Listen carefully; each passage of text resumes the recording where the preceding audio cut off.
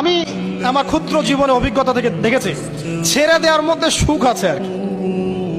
মনে করেন কেউ আপনি গালি দিয়েছে, তো আপনি অনেস্ট, আপনি সৎ এবং আপনি কোনো অন্যায় করেননি, আপনি মাজলুম, তারপরেও আল্লাহর সন্তুষ্টির জন্য ছেড়ে দিলে, আচ্ছা ছাক, কিছু দিচ্ছে বান, ওকে কিছু বললাম না, ছেড়ে দিন। এই ছেড়ে দেওয়ার মধ্যে যে এত সুখ, এটা আপনি বুঝতে পারবেন না।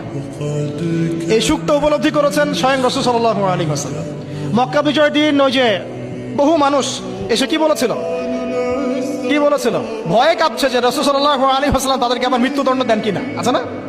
আল্লাহ নবী বললেন যে লা তাসরিবা আলাইকুমুল ইয়াউমা, তোমাদের উপর আজকে আমার কোনো অভিযোগ নাই, ওয়া আনতুমুত তুলাকা, তোমরা মুক্ত, যাও, ছেড়ে দিলাম।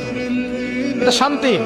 ইউসুফ আলাইহিস সালামের ভাইরা কুয়াতে ফেলে দিয়েছিল না, সেখান থেকে মিশরের বাজারে, সেখান থেকে রাজপ্রাসাদে, সেখান থেকে জেলখানায়, জেলখানা থেকে রাষ্ট্র ক্ষমতায়। কি লাইফ ট্র্যাজেডি, লাইফের ট্র্যাজেডি দেখেছেন?